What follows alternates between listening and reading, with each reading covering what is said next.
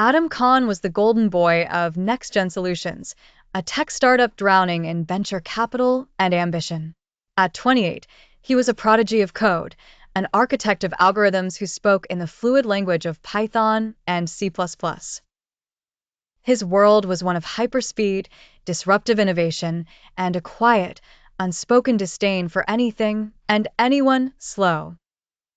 His current project, Project Aliyin, was his masterpiece, an AI-driven ethical finance platform he was sure would revolutionize the industry.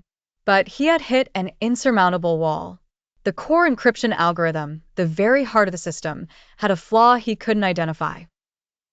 It was like a ghost in the machine, a single note of dissonance in a symphony of code. The board was getting impatient. The disruptor was facing disruption. Frustrated and on the verge of burnout, Adam took a reluctant trip back to his hometown. The purpose was purely logistical. His aging grandfather, Abbas, a master carpenter whose hands had carved 1,000 stories in wood, was moving into a smaller apartment. The family was tasked with cleaning out his old, dusty workshop. To Adam, the workshop was a museum of irrelevance. The air smelled of sawdust and turpentine, a stark contrast to the sanitized, ozone-filtered air of his office. Every surface was cluttered with tools whose purposes he couldn't fathom. And in the center of it all sat his grandfather, Abbas, his movements now slow and deliberate, his eyes clouded with cataracts, but still holding a deep, unsettling calm. "Adam, my boy." Abbas's voice was a soft, rasping whisper, like leaves skittering across old wood. "Help me sort these old boxes. My eyes are not what they used to be."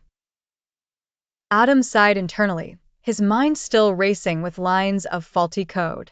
He saw the task as a tedious delay. He began hastily, tossing what he saw as junk into garbage bags: old ledgers, faded blueprints, bundles of yellowed letters.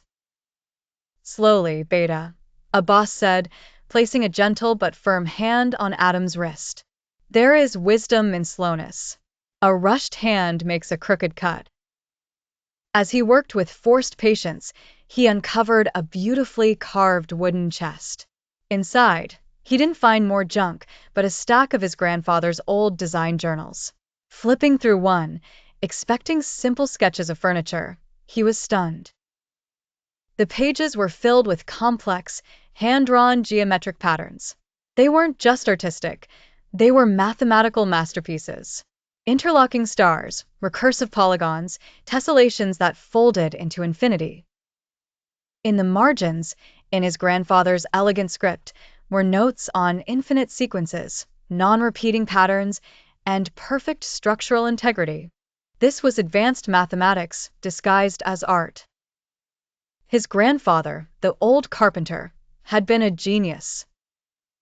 "Grandfather," Adam asked, his voice laced with newfound reverence, "what is all this?"